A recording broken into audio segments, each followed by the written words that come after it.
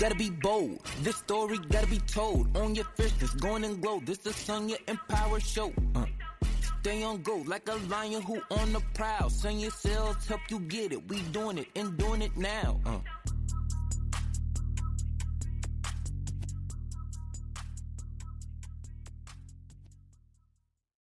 Hey, Empower Disruptors. Welcome back to the Sonya Empower show, where I ignite your online business and help you own your fierceness. Embrace your unique beauty, talents, and strengths. Rise above fear and step into your destiny as you build empires and shatter expectations together. Today, in our episode titled The Busy Trap, Unpacking Executive Overload and Its Impact, we're tackling a phrase that echoes in the halls of leadership, a seemingly simple statement with complex implications. I'm too busy. We'll explore the ripple effects of this common refrain, dissect its various meanings, and offer concrete strategies for breaking free from the quote-unquote busy trap. The echo chamber of I'm too busy. How often have you heard an executive utter the words, I'm too busy, when a deadline is looming or a task isn't completed? It's almost become a standard response. But what are the true effects of this seemingly simple declaration? For teams relying on leadership for direction and decisions, I'm too busy can translate to stalled projects, missed opportunities, and a general sense of being undervalued. It can create a bottleneck, hindering progress and breeding frustration. Decoding I'm too busy, a deeper dive. Let's really dissect what I'm too busy can mean. It's rarely a straightforward statement. Here are a few potential definitions lurking beneath the surface. The overwhelmed state. I'm too busy might genuinely reflect a situation where the executive's workload has exceeded their capacity due to unexpected crisis, ambitious growth initiatives, or temporary understaffing. The prioritization paradox.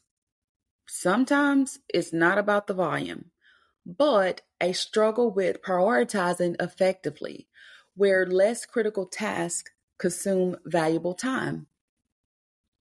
The delegation deficit. This points to a leader who struggles to trust their team or effectively delegate, believing they are the only ones capable. Okay, y'all. So let me just tell you a little tidbit. So I had like full clientele as an executive assistant for many years, okay, before I switched my business model. And I would hear all the time from executives who were frustrated with their team not meeting deadlines and would say like, I don't know what's taking the marketing team so long. I could have been had that done. Like I could have done that, or I don't understand why this or that. And I would just sit back and listen. And I'm like, wow, they really believe that they were the only ones that was capable of doing that. Not taking consideration, honestly, as to the technology gremlins, right? That can happen. Or, the in-depth research that may occur or whatever the specialty of that particular job was. And it always amazed me working with many startups, how many executives would think that they knew exactly what it took to do that job, but they had no expertise in it. They had no, processes or maybe lack of processes in place, but they knew exactly the amount of time that it should take. It shouldn't take 30 minutes to create a graphic, but they had no clue how to do it, but at the same time, they believe that they are the only ones that's capable of doing it. So it's just amazing when you're when you have the privilege of being an executive assistant, also known as an EA, it's amazing how you can sit back, right? And you hear some amazing stories, and sometimes you're just like, okay. So moving on to the next one, the avoidance tactic. It can be a way to sidestep tasks that they find unpleasant, challenging, or outside their comfort zone. Okay. And I would say to executives that take the avoidance tactic, it's okay to not know everything. Okay. It's okay if, something makes you feel uncomfortable because it's outside your comfort zone. I believe that a comfort zone is nothing more than a self made prison. And so anything that stretches an individual outside of their comfort zone is the perfect breeding ground to grow and to learn. And lastly, the power play. Sadly, for some, being too busy is a subtle way to assert dominance or importance. Can anyone relate? Now, let's dive into an example. And these are real live examples that can possibly happen. Consider Sarah, the VP of sales, navigating a new revenue growth strategy with key clients, a growing team, and market shifts. Her "I'm too busy" might be a genuine reflection of demanding but necessary organizational goals. Contrast this with Mark, the CEO whose "I was busy handling it myself" reveals trust and control issues, leading him to micromanage and bypass his team. Then there's David, the head of operations, whose "I'm too busy" stems from poor time management and a failure to delegate, leaving him swamped with low priority tasks. Okay. These examples show that "I'm too busy" has layers. The cultural contagion. The frequent use of "I'm too busy" can infect the entire organization culture. Look, it's one thing when people are affected, right? You see that as a past EA, like literally, I do very very seldom do I do like full-time EA work anymore, but I still love it. And literally, I have like one client right now, and it's focused more on operations management, aspect of building out processes and procedures. But I will tell you, over the years, being an executive assistant, it was so rewarding because I built trust with, my team members. And so oftentimes, because I'm the one, right, that's the closest to the executive, they would come to me, in private, and they would express certain things. And they knew they could trust me. They knew I knew how to stay neutral and not take sides. And some team members would, express frustration. They would express fear. They would be stressed out. They felt burnout.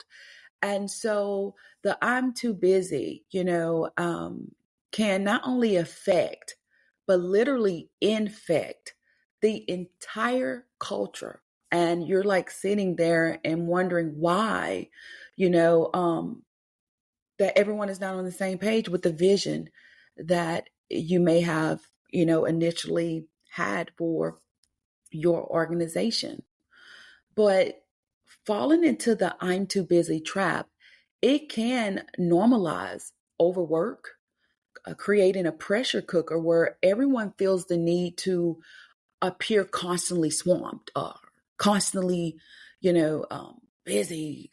It can stifle collaboration, and it literally can lead to burnout, right? And if anyone have experienced burnout, it is not a fun place to be. It is not a pit that you want to try to climb out of. So, reality check: busy or just saying it? All right. Are these leaders always genuinely swamped? Or is it a default excuse, perhaps to avoid accountability? And what about the double standard? Could a regular employee consistently miss deadlines using the same excuse without consequences? It's a question of fairness and accountability. Think about it. Navigating the bottleneck. Approaching an executive who is their own bottleneck, it requires tact, okay?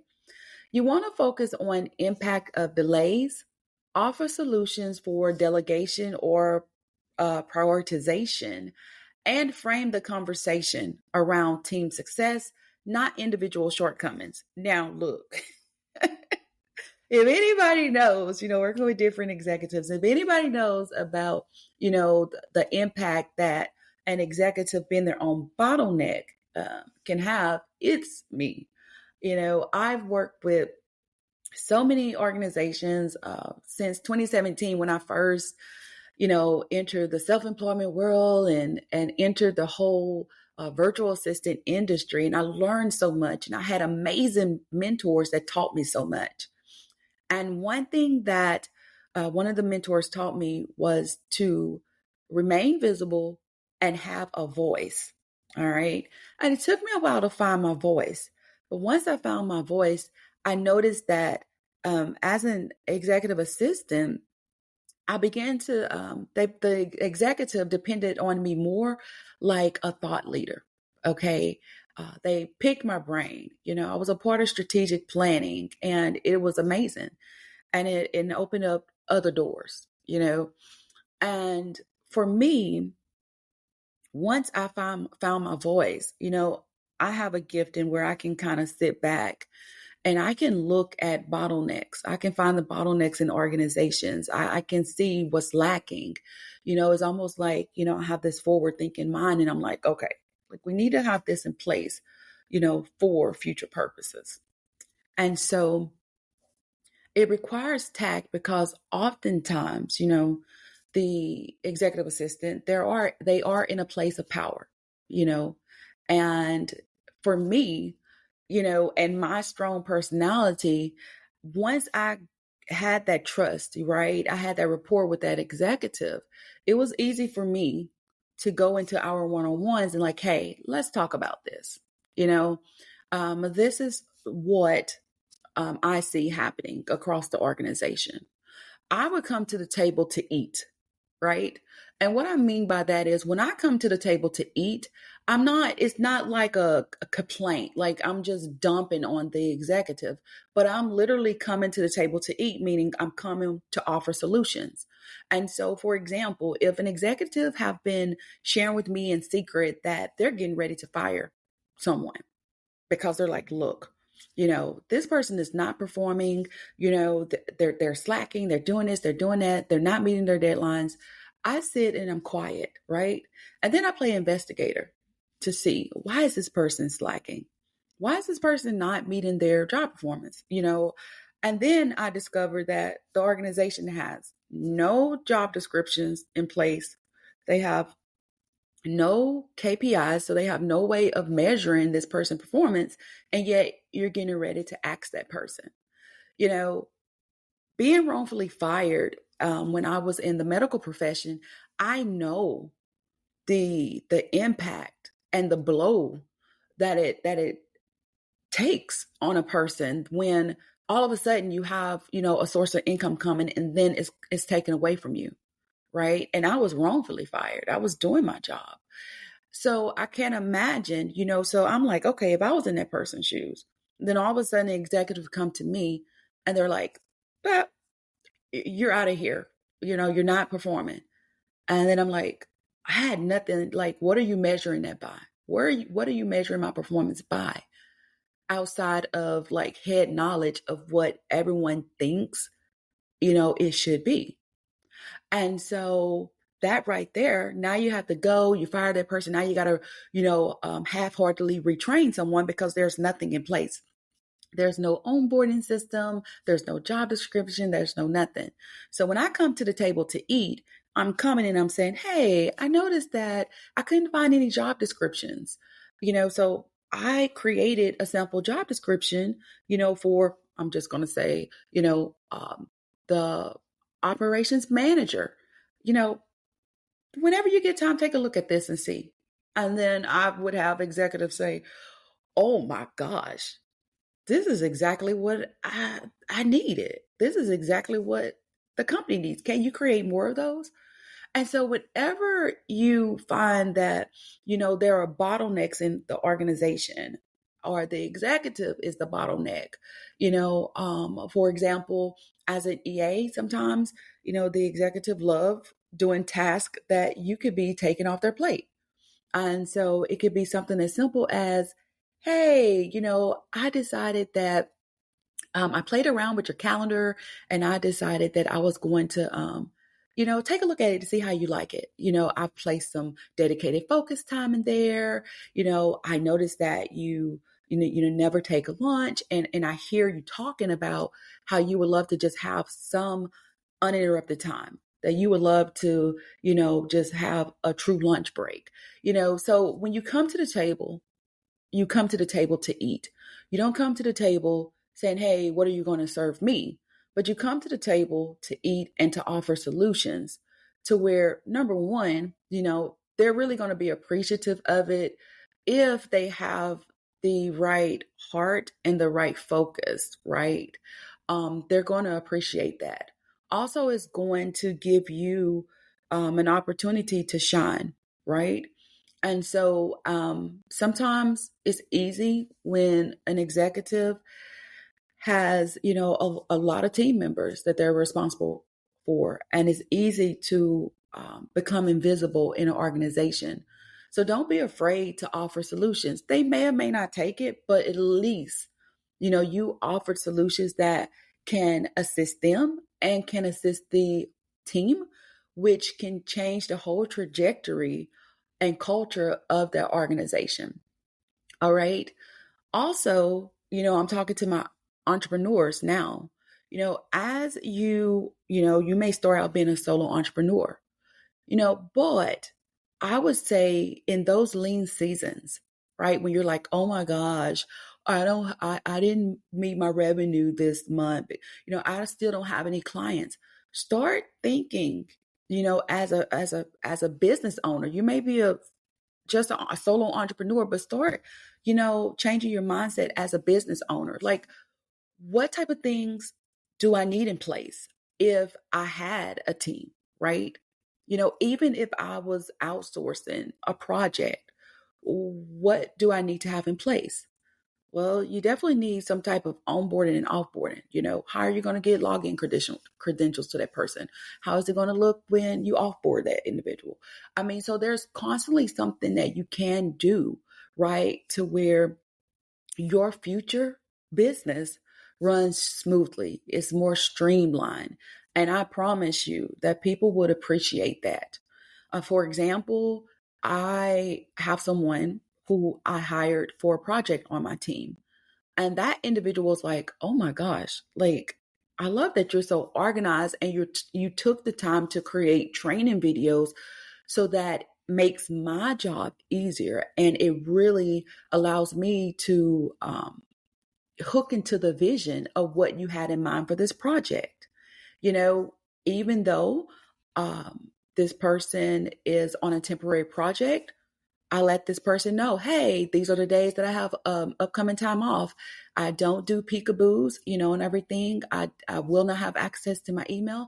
And that person was like, I love that you show so much grace when it comes to the work-life balance. And so start having a forward-thinking mindset so that you will not be the bottleneck in your business as it begins to grow and scale. All right. So moving on to the next point, the silence of the teams. Okay. So why the hesitation to call out executives?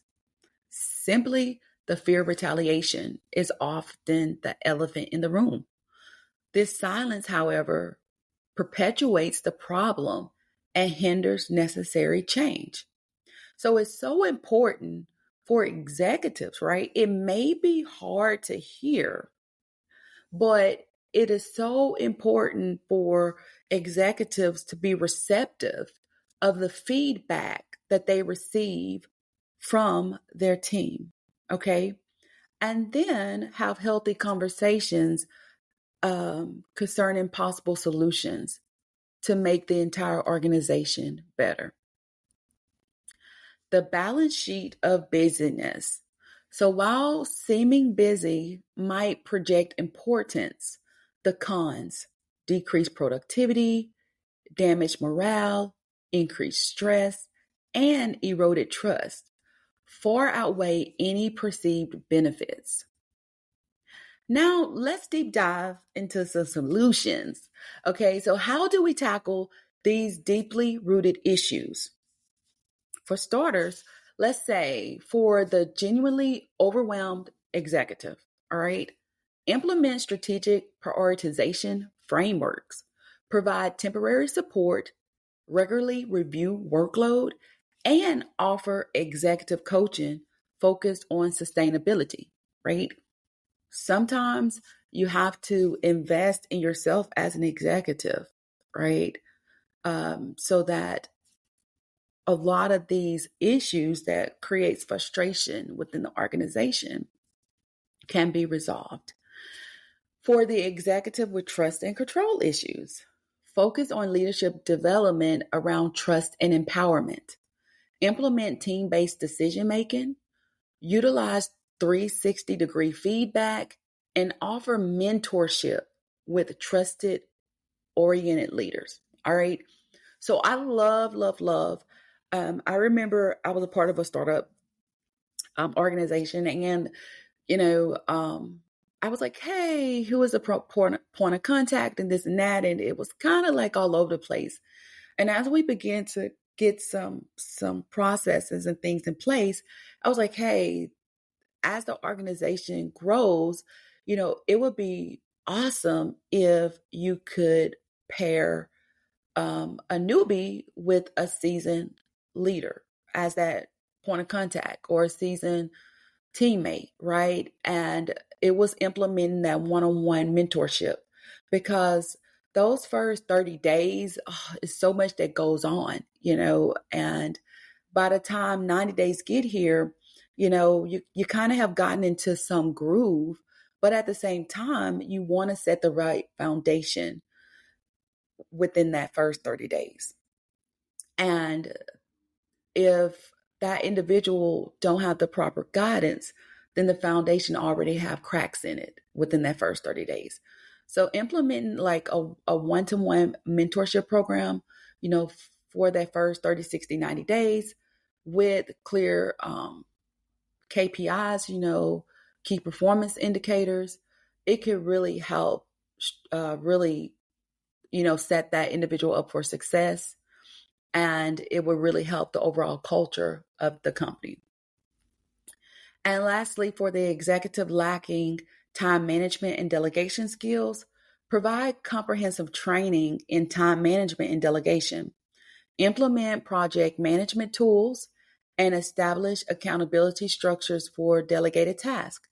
I've worked with amazing companies, and it just blew my mind, how just having a project management tool such as Asana really helped structure the organization. Like literally, they had all of their knowledge based information on there, all of their trainings and documents. They really had it set up professionally, and it was so cool. And I learned so much of how just a project management software can help keep everyone on the same page. So, the human cost. The constant state of perceived busyness takes a significant personal toll, leading to chronic stress, burnout, decreased energy, and a negative impact on mental health for both executives and their teams. So, when is enough? Like, when do you just draw the line? Well, if the culture consistently values busyness over results, if leadership resists addressing the underlying issues, and if it's significantly impacting your well being, it might be time to consider if your values align with the organization's. Okay. And I will tell you that if you have not set core values for yourself as an individual, not just for your company, then do so. Because once I got real with myself, I kept finding myself in like common patterns with um working with executives, and I was like, what in the world is going on? So I had to do some inner working within myself, and I created my core values. So whenever I just totally changed my business model and I was like, I'm not taking on full-time clientele, doing executive assistant work. I want to get more into, helping entrepreneurs, create their strategic framework for their business. I want to help others start their online businesses. I really want to explore my other creative outlets as far as, training programs and writing books and things of that nature. And I said, I need to really um, sit down and write out my core values, because whenever I change my business model, everything has to revolve around my core values. And I believe that every individual, every company that you contract with, not just as an EA, but as a service based provider, whether you are a coach, a consultant, whether you are a graphic designer, whether you are a sales funnel builder, you need to have your core values in place and see if that aligns with it. And if you start seeing a pattern, right, like where there's constant like misalignment, then you need to take a step back, because I will tell you that it's nothing worth, you know, something affecting your mental health. And we have too much of that on the rise.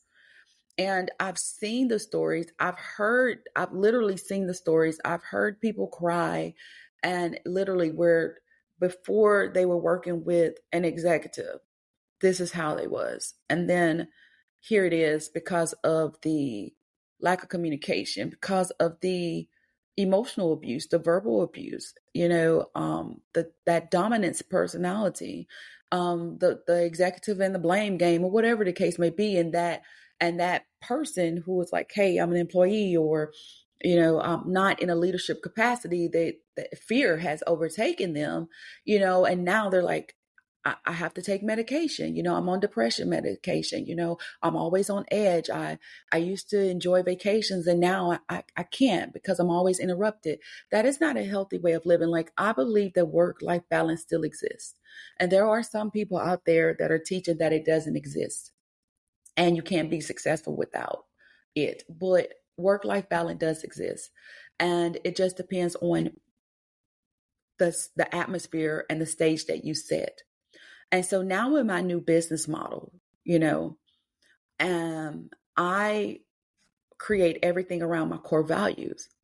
And if I see that someone continues to, you know, um, disrupt that, right, then it's up to me to take control of it and to decide, okay, do I still want to continue working with this individual? Would this person make a potential client? Even in your personal life, if you see someone who continues to, like, you've had the talks with them, you showed them grace, there's and they continue to impact your well-being, your mental health, you find yourself just constantly stressed, on 10 all the time around this person, then it's time to like take a step back and really like assess the situation. And it may be time to part ways.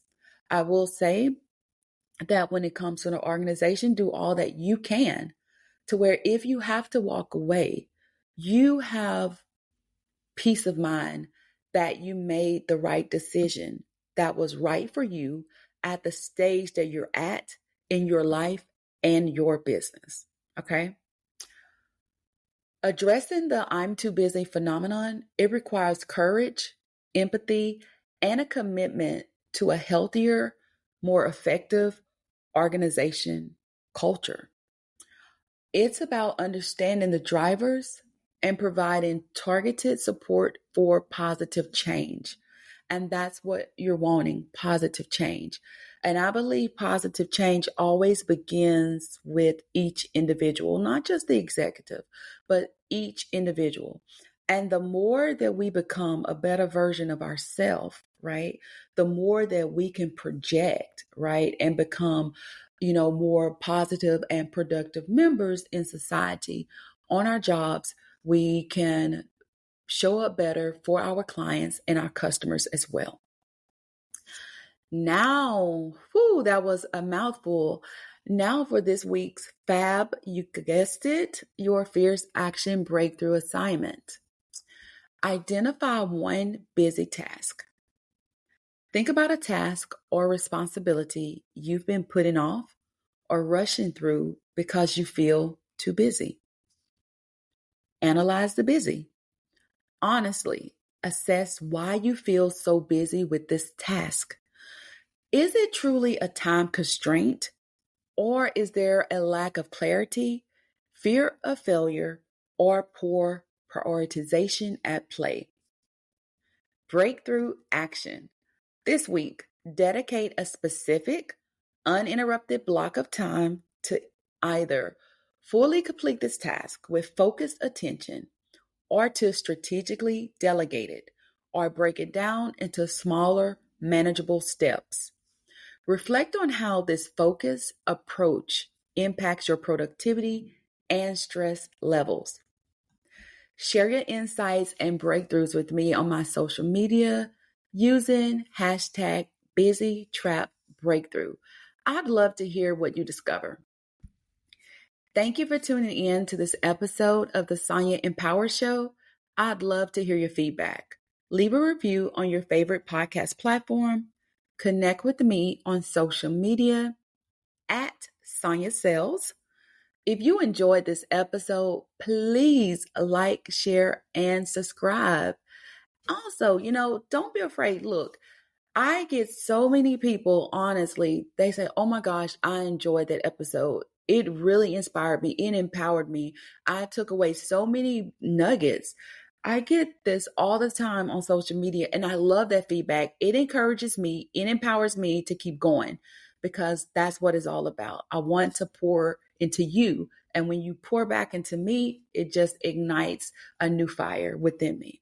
However, I would love for you to review it on your favorite podcast platform, and everything. We all know social media is based on algorithm.